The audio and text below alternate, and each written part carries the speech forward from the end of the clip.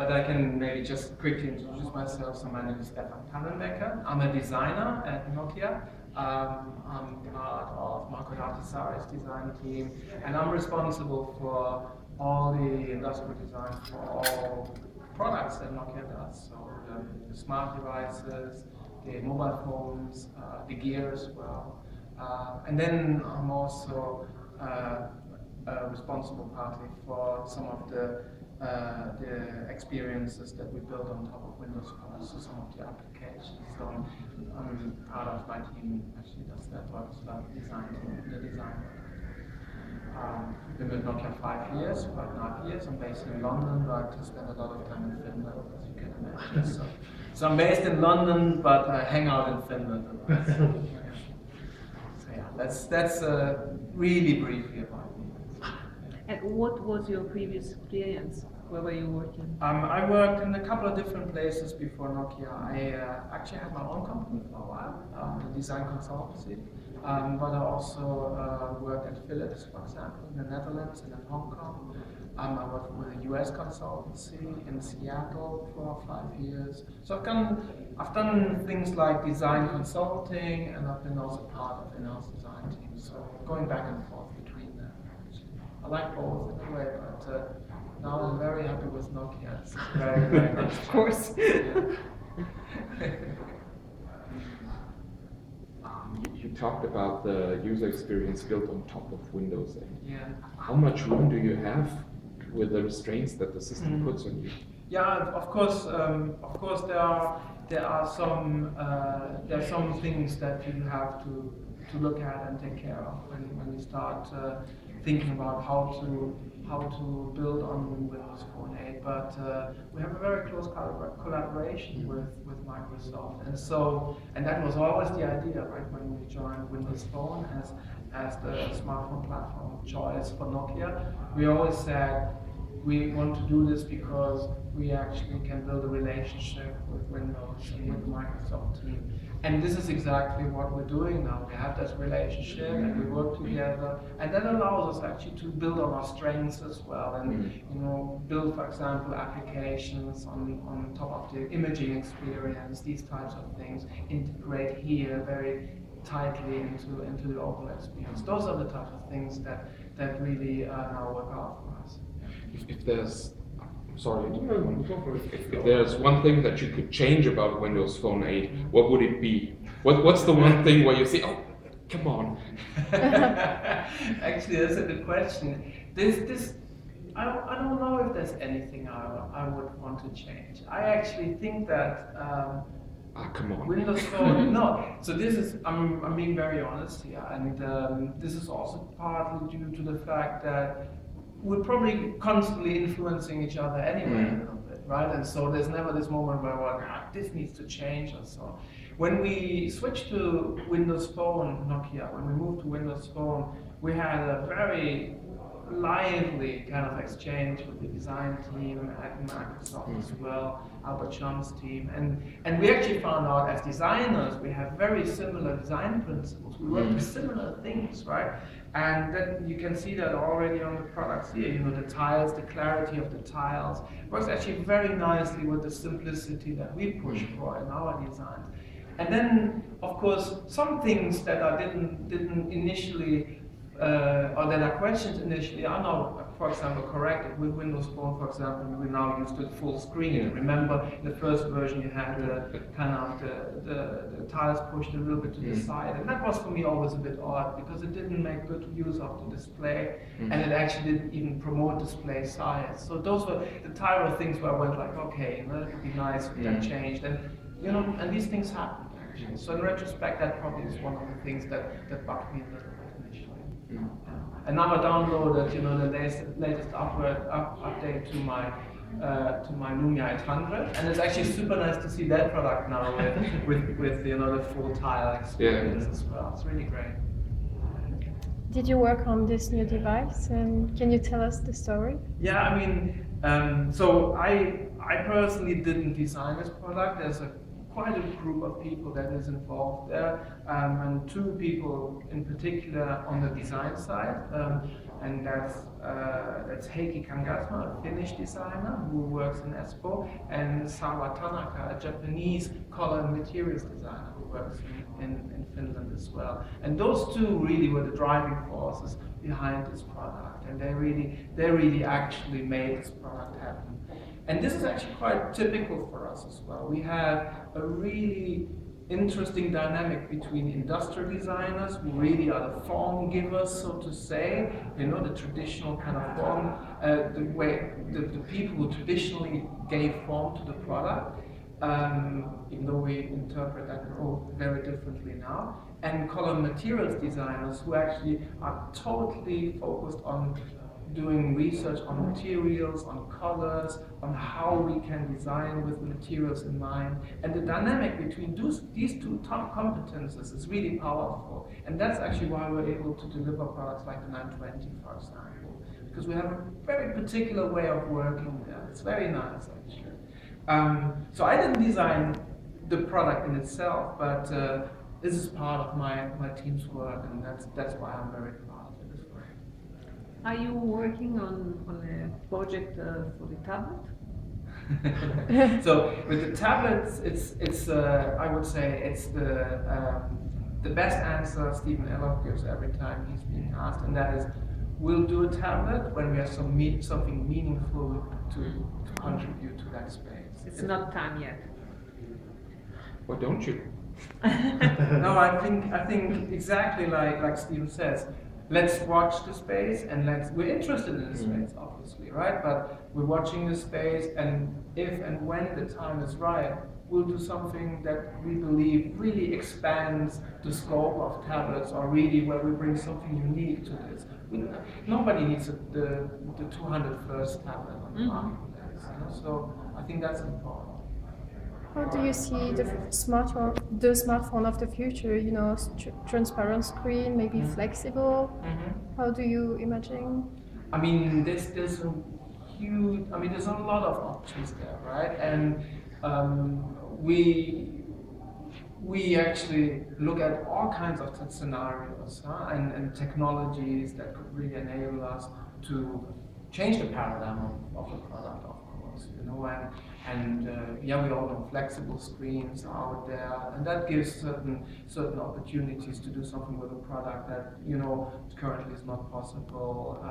There's all kinds of scenarios out there, and we're playing a little bit with this. We're really looking at the different options that are there, but we're not committing yet. So we're really waiting until we understand better what we can do. Do you have working prototypes already? I won't talk too much about this, but there's of course we build prototypes of a lot of different things. We try to fail fast so that we can move on and build on what we have learned. One of the most interesting aspects of that particular product is the metal band around the outside. And the obvious question is, with the aerial engineering, you must have done something smart there. The self-tuning area? Yeah, exactly. The aerial itself was really a key part of the whole discussion on this product, and the self-tuning part is a big part of the whole performance. Can you talk a little bit about how? I cannot really in detail talk about it, not because it's secret or anything, people will take this apart and will look at it, but simply because that's a very, very specific area of engineering where other people can really talk much better about it. But you're absolutely right, the idea of building a metal product with great antenna performance is a really tricky one. It's not an easy thing to solve. It's not trivial to solve this. And people often ask me, how long did you work on this product actually? And we worked on this actually for quite a while, not because we didn't know how to design the product in terms of the forms or how the parts assemble or so, but simply because we had to actually solve the antenna performance issue first. We wanted to have a metal product that has as good antenna performance as our polycarbonate products. And that was a clear benchmark, and that's what we achieved. when you're looking at all the rumors about iOS 7 and the new design that it's going to get, and when you see the prototypes that pretty much look like Windows Phone, how do you feel about that? How do you feel about John Ive sitting there and copying Windows Phone? So let's see what happens in the Yeah. end. So there's of course always rumors, out there. I think first of all, I mean, I respect our competitors and the people that work in our competitors. I know some of these guys as well. So and I think we all look towards kind of doing the right thing for the company. So that's the first thing.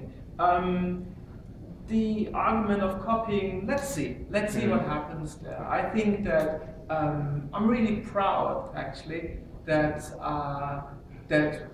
what we started off a while ago is really having an impact on the industry. So that's very cool, and for me that's very nice to see. So I take that a little bit as a compliment for Nokia as well. What that also means is that we have to continue innovating, right? And that's exciting in itself, right? So the question is not so much, is somebody copying us or not? The question is, where do we go from here? That is the key thing, that I'm interested and that drives us forward. And I think that makes it exciting as well. I want to ask you something about again, future of smartphones. What do you think about wearable smartphones and wearable computing? Yeah, I think we all see some of the things that are flying around and the concepts and so on. Interestingly enough, while I worked with Philips, we were obsessed with wearables as well, and that's 10 years ago. And we moved away from that at the time because actually it was very hard for us to market it, and we didn't have the competence and the credibility actually as a brand to do this. And there were a lot of usability and issues with wearables, and also the habits of people were sometimes getting in the way with a really beautiful overall concept, right? So I think wearables could be an opportunity, but I think as well I'm not swayed by just putting a piece of technology on my body and then it's wearable. I don't think that's a brilliant concept. I think the real promise of wearables is where the products almost blends with my everyday life, and the interaction becomes almost invisible. I think there's something very interesting there on a conceptual level, and I think that I'm more interested than putting a piece of technology on my clothes or on my body as such. And what do you mean by that? What I mean by that is that we without getting too precise on a conceptual level, what I mean by that is that we can of course call something that goes on your wrist wearable as such, wearable technology, but I think that ultimately the challenge is not to put the technology on my wrist. The challenge is to make that meaningful, to make the interaction with the object and do that in such a way that it actually is really the natural place there. And there's really a lot of work necessary to do that. And we have some solutions which I believe do not work that great in the marketplace already. Does Windows Phone give you the opportunities to build something like a smartwatch or a smart glass or something like that? I think again, I won't go into specifics there, but of course we talk about all kinds of but of course we talk about all kinds of scenarios with Microsoft as well. For something like that, we need low power Bluetooth, which isn't yet in Windows Phone. Do you see supporting other wearable computing like the Fitbit, for example, the latest version, which is low power Bluetooth enabled, as part of the Lumia story, or would it be something that you would want to control from the gear side of things? No, I think that's actually a very good question because I think there is definitely a scenario where you could imagine that broader hardware ecosystems become part of the overall story. Absolutely. Because that's not something we're seeing much of yet. Lumia, it's co-development partners with like the speaker system or the JBL, Exactly. or the Fat Boy, but there hasn't yet been people coming in and designing.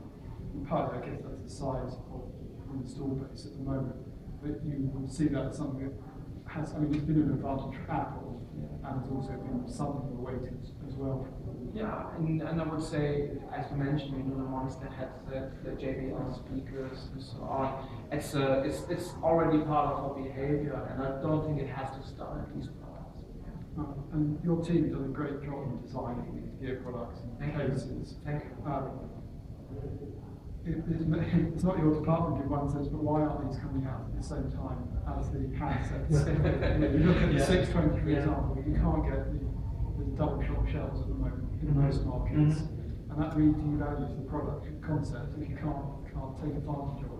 I think that on the 620, I think you can get the double shot shells, but probably not every version of it. And that sometimes is actually can also be a distribution topic. Actually, that certain I appreciate it's distribution, but you have the situation with 920 cases, for example.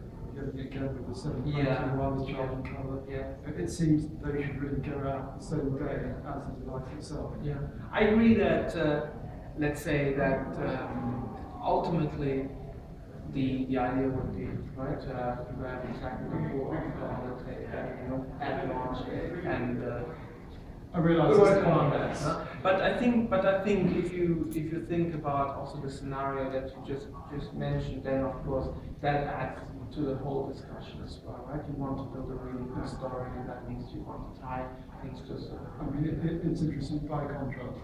You actually see some of the links from competitors are actually around cases that because they've been given early access to the shape or size or something, and often on day one you've got a whole bunch of third-party cases, and that strengthens their ecosystem, frankly. And so there's maybe it's not so much a question of work to be done there, despite the fact they're doing good work themselves. It's a big devaluing because the distribution isn't there yet. I think the whole opportunity around accessories and gear and third-party products is enormous, right? It's really, I think, very sizable. So we're very committed to this area, and I think in the future we'll see probably a lot of other really exciting products, and then hopefully also in time. Right? Can you give us an idea of the time frames that you're working with? You probably didn't work on that for the last few weeks. then would be really fast. Yeah. so how is that? How long did you work on that, or your division, and what are you working on now? The next generation, the next generation after the next generation, or how is that in your? Yeah, I think it's a little bit like this. So what I think is really important is that just having this around. What I think is really important in design is that you put yourself and an organization in a place where the organization can learn on what it has done and take the learnings to the next level. That's really important. It sounds a bit boring, it sounds incremental, but it is not actually. It is actually really key to delivering quality. Yeah? That's why we committed so strongly to polycarbonate, and that's why we're continuing to build our expertise in this area, because we're going to evolve this, right? So having a real clear understanding where you want to go in the midterm and even in the long term is key, and that means you engage people in different areas, right? Absolutely. So the designers in my team partly work on the next generation of products, partly work on the generation afterwards as well. And some people look at what we would call enablers to do really exciting things in the future. And the key to that way of working is that you do that together with the rest of the company, so that people are tied, to the learnings that we create, and at the same time that you make sure that the learnings go from one person to another. So, and this is what we do, right? So we spend a lot of time on these types of processes, optimizing them. So yeah, we're taking this very serious, actually. Yeah. Yeah, absolutely. And now people are already working, of course, on products that we want to see in 2014. Yeah. Mm.